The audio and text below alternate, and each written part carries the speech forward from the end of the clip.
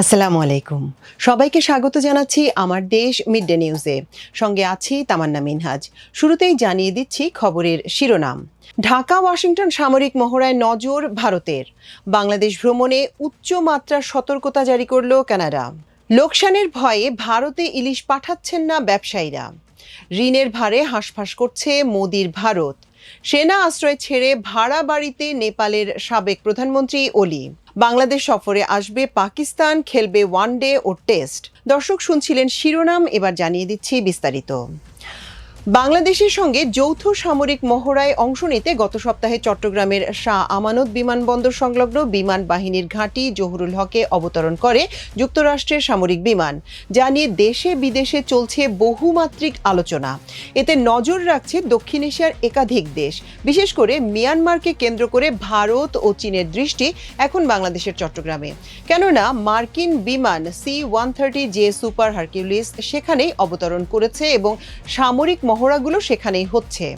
ভারতীয় গণমাধ্যম ফার্স্ট পোস্টের এক খবরে দাবি করা হয়েছে, বাংলাদেশের সঙ্গে যুক্তরাষ্ট্রের এই সামরিক মহড়া ওই অঞ্চলে ওয়াশিংটনের প্রভাব বিস্তারের লক্ষণ।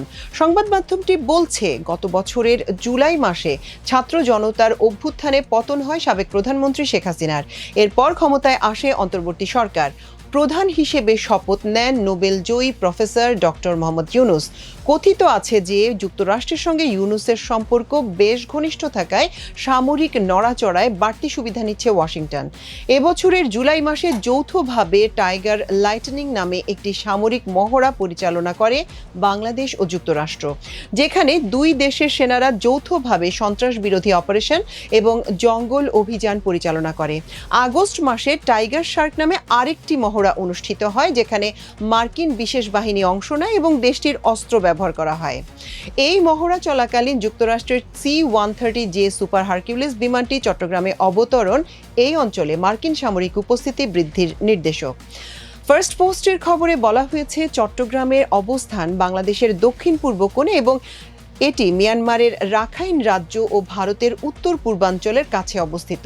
এ কারণে চট্টগ্রাম একটি কৌশলগত এলাকা হিসেবে বিবেচিত হয়, যা মিয়ানমারের অভ্যন্তরে মার্কিন বাহিনীর কার্যক্রম পরিচালনা এবং ভারতের উত্তর পূর্ব অঞ্চলের নজরদারি প্রতিষ্ঠায় সুবিধা প্রদান করে। বিশেষত মিয়ানমারে চলমান গৃহযুদ্ধের মধ্যে যুক্তরাষ্ট্র এবং চীন উভয়ই সেখানে নিজেদের প্রভাব বিস্তার করার চেষ্টা করছে। বাংলাদেশ ও মিয়ানমারের সীমান্তে মার্কিন সামরিক সহায়তার একটি করিডোর তৈরি করার পরিকল্পনা ছিল, যদিও বাংলাদেশ সেনাবাহিনী এতে সায় দেয়নি। ফার্স্ট পোস্টের দাবি, বাংলাদেশে চীনের প্রভাবও বাড়ছে। বাংলাদেশ সরকার চীনের কাছে তিস্তা নদী প্রকল্প হস্তান্তর করার সিদ্ধান্ত নিয়েছে, যা পূর্ব ভারতের জন্য একটি গুরুত্বপূর্ণ প্রকল্প ছিল। পাশাপাশি বাংলাদেশের বিমান বাহিনী চীনের J-10 যুদ্ধ বিমান কেনার পরিকল্পনা করছে। এই পরিবর্তনগুলো বাংলাদেশের চীনের কৌশলগত আগ্রহের একটি ইঙ্গিত দেয়, যা নিয়ে বেশ উদ্বিগ্ন ভারত। যুক্তরাষ্ট্র ও চীনা শক্তির মধ্যে প্রতিযোগিতা বাংলাদেশকে এক কঠিন অবস্থানে ফেলেছে, যেখানে দেশটি বড় শক্তির প্রভাবের মধ্যে পড়ে রয়েছে। বাংলাদেশে মার্কিন সামরিক উপস্থিতি এবং চীনের কৌশলগত বিনিয়োগ ভারতীয় নিরাপত্তার জন্য একটি বড় চ্যালেঞ্জ হয়ে উঠতে পারে। এদিকে ISPR জানিয়েছে, বাংলাদেশ বিমান বাহিনী ও যুক্তরাষ্ট্রের প্যাসিফিক এয়ারফোর্সের অংশগ্রহণে শুরু হয়েছে 7 দিনের যৌথ মহড়া। এ কারণেই চট্টগ্রামে অবস্থান করছে মার্কিন সেনারা। গত সপ্তাহে এই মহড়ার উদ্বোধন করেন জহুরুল হক ঘাঁটির air vice marshal Haider Abdullah. এতে বাংলাদেশ বিমান বাহিনীর কর্মকর্তাদের পাশাপাশি যুক্তরাষ্ট্রের প্যাসিফিক এয়ারফোর্সের সদস্যরাও উপস্থিত ছিলেন বলে জানিয়েছে ISPR। নিজ দেশের নাগরিকদের জন্য বাংলাদেশে ভ্রমণে সতর্কতা জারি করেছে কানাডা সরকার। রাজনৈতিক অস্থিরতা, অপরাধ ও সন্ত্রাসবাদের ঝুঁকির কথা উল্লেখ করে বাংলাদেশে উচ্চ মাত্রার সতর্কতা অবলম্বনের পরামর্শ দেওয়া হয়েছে। একই সঙ্গে পার্বত্য চট্টগ্রামের 3টি জেলা রাঙামাটি, খাগড়াছড়ি ও বান্দরবানের যে কোনো ধরনের ভ্রমণ এড়িয়ে চলার অর্থাৎ ভ্রমণ নিষেধের পরামর্শ দেওয়া হয়েছে। সম্প্রতি কানাডা সরকারের ওয়েবসাইটে প্রকাশিত ভ্রমণ সতর্কবার্তায় এই নির্দেশনা দেওয়া হয়। ভ্রমণ সতর্কবার্তায় বলা হয়েছে 2024 সালের জুলাই থেকে বাংলাদেশে সহিংসতার ঘটনায় হাজারো মানুষ নিহত হয়েছে। যদিও এখন পরিস্থিতি তুলনামূলক শান্ত, তবু হঠাৎ করে সহিংস বিক্ষোভ ও সংঘর্ষের পরিস্থিতি তৈরি হতে পারে। ভ্রমণ নির্দেশিকায় ঢাকার বিভিন্ন স্থানে, বিশেষত জাতীয় সংসদ ভবন, সচিবালয়, বায়তুল মোকাররম জাতীয় মসজিদ, ঢাকা বিশ্ববিদ্যালয়, মতিঝিল, নয়াপল্টন, পুরানা পল্টন, শাহবাগ, ধানমন্ডি, মোহাম্মদপুর, মিরপুর উত্তরা এবং কারওয়ান বাজার এলাকায় ভ্রমণকারীদের বাড়তি সতর্ক থাকতে বলা হয়েছে। চট্টগ্রাম পার্বত্য চট্টগ্রাম অঞ্চলে ভ্রমণ সম্পূর্ণভাবে এড়িয়ে চলার আহ্বান জানিয়েছে কানাডা সরকার। তাদের ভাষ্যে ওই অঞ্চলে রাজনৈতিক সহিংসতা, জাতিগত সহিংসতা, অপহরণ, এমনকি মাদক ও অস্ত্র চোরাচালানো ঘটে থাকে। তবে কেউ সেখানে যেতে চাইলে কমপক্ষে 10 দিন আগে স্থানীয় প্রশাসনকে অবহিত করতে হবে বলে পরামর্শ দিয়েছে তারা। ভ্রমণ নির্দেশিকায় নারীদের একা ভ্রমণে নিরুৎসাহিত করা হয়েছে এবং রাতে গণপরিবহন ব্যবহার না করার আহ্বান জানানো হয়েছে। এ সময় ভ্রমণকারীদের ঢাকা শহরের বাইরে যাওয়া থেকে বিরত থাকতে বলা হয়েছে। এছাড়া সন্ত্রাসী হামলার ঝুঁকি, বিশেষ করে ধর্মীয় উৎসব ও জনসমাগমে এখনও বিদ্যমান বলে সতর্ক করেছে কানাডা। একই সঙ্গে সাধারণ ধর্মঘট ও অবরোধ চলাকালে ভ্রমণ না করার পরামর্শ দেওয়া হয়েছে। ভারতে রপ্তানি নিয়ে দক্ষিণাঞ্চলে ইলিশ মোকামে ধোঁয়াশা দেখা দিয়েছে। রপ্তানি শুরুর পর দিন গত বৃহস্পতিবার থেকে রপ্তানিকারকরা ইলিশ কিনছেন না। তাদের দাবি, চড়া দামে কিনে কম দামে রপ্তানি করায় লোকসান হচ্ছে। এছাড়া কলকাতার বাজারে পর্যাপ্ত ইলিশ থাকায় সেখানকার ব্যবসায়ীদের ইলিশ কিনতে আগ্রহ নেই। এদিকে রপ্তানিকারকরা ইলিশ না কেনায় গতকাল শুক্রবার পাইকারি মোকামে দাম কমেছে মন প্রতি 3 থেকে 5 হাজার টাকা। যদিও খুচরা বাজারে এর প্রভাব নেই। আগের মতোই ইলিশের দাম সাধারণ মানুষের নাগালের বাইরে। জানা গেছে, দুর্গাপূজা উপলক্ষে ভারতে 1200 টন ইলিশ রপ্তানির সিদ্ধান্ত নিয়েছে সরকার। বাণিজ্য মন্ত্রণালয় রপ্তানির দর নির্ধারণ করেছে প্রতি কেজি $12.5 মার্কিন বা 1525 টাকা।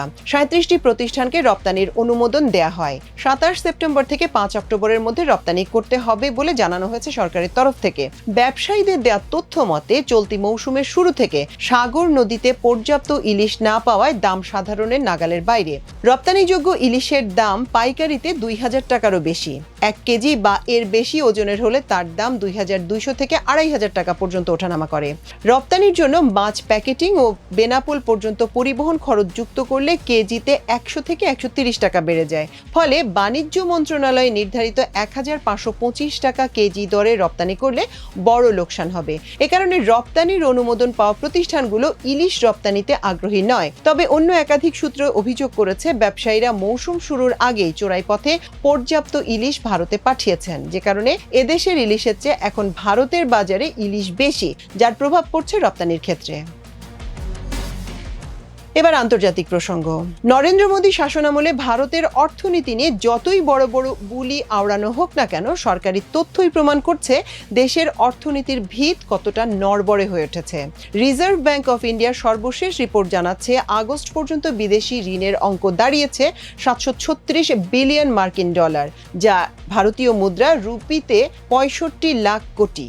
মাত্র 1 বছরে 10% ঋণ বেড়ে যাওয়ার ঘটনা অর্থনীতির কাঠামোর ভেতরের দুর্বলতাকে স্পষ্ট করে দিচ্ছে। সরকারের দাবি, ভারত হবে বিশ্বের 3য় বৃহত্তম অর্থনীতি, খুব শিগগিরই ছুঁয়ে ফেলবে $5 ট্রিলিয়ন মাইলফলক। কিন্তু বাস্তবতা বলছে, ধার করে সেই স্বপ্ন দেখানো হচ্ছে। আজকের দিনে একজন ভারতীয় নাগরিকের মাথাপিছু ঋণ দাঁড়িয়েছে 1,42,000 কোটি রুপি, যা 1 দশক আগেও কল্পনা করা যেত না।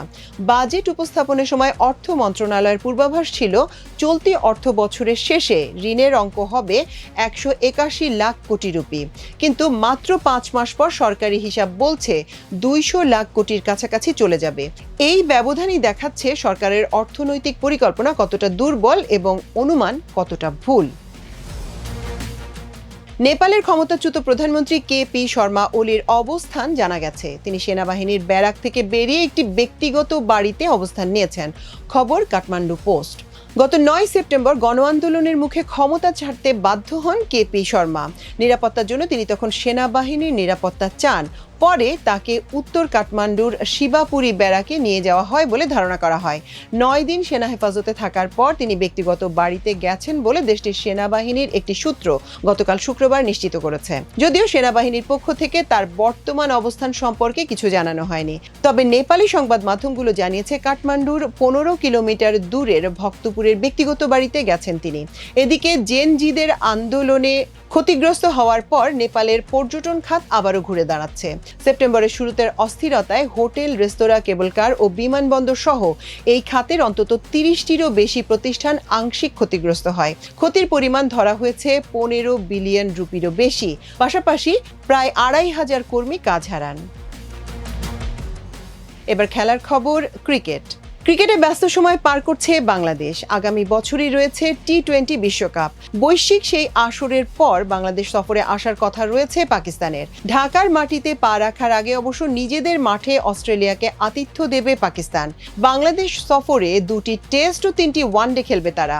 আইসিসির ভবিষ্যৎ সূচি অর্থাৎ এফটিপি অনুযায়ী আসন্ন এই সিরিজের টি-20 খেলার কথা ছিল পাকিস্তানের। তবে পাকিস্তানের পরবর্তী সফরে টি-20 সিরিজ হবে না বলে জানা গেছে। আগামী বছরের মার্চের শেষ সপ্তাহে বাংলাদেশে পা রাখবে পাকিস্তান। 26শে মার্চ শুরু হতে পারে দুই দেশের লড়াই। 2 টেস্টের একটি মিরপুর শেরে বাংলা জাতীয় ক্রিকেট স্টেডিয়ামে এবং আরেকটি হবে সিলেট আন্তর্জাতিক ক্রিকেট স্টেডিয়ামে। 3 ম্যাচের ওয়ানডে সিরিজের সবই হবে চট্টগ্রামের বীর শ্রেষ্ঠ flight lieutenant Motiur Rahman cricket স্টেডিয়ামে। সিরিজ চূড়ান্ত হলেও এখনো দিনক্ষণ চূড়ান্ত হয়নি। সিরিজ নিয়ে বিসিবি নিজেদের পরিকল্পনা পাঠিয়েছে পাকিস্তান ক্রিকেট কন্ট্রোল বোর্ডকে। সেখান থেকে সাড়া পাওয়ার পর চূড়ান্ত সূচি প্রকাশ করা হবে। পাকিস্তান সিরিজের পর ঘরের মাঠে নিউজিল্যান্ডকে আতিথ্য দেওয়ার কথা রয়েছে টাইগারদের। দর্শক, আমাদের আজকের মিড ডের আয়োজন এই পর্যন্তই। আগামীকাল দুপুরে ইনশাআল্লাহ আরেকটি আয়োজনে আপনাদের সঙ্গে দেখা হবে। সে পর্যন্ত আল্লাহ আপনাদের সবাইকে ভালো রাখুন, সুস্থ রাখুন। এতক্ষণ সঙ্গে থাকার জন্য অশেষ কৃতজ্ঞতা। আল্লাহ হাফেজ।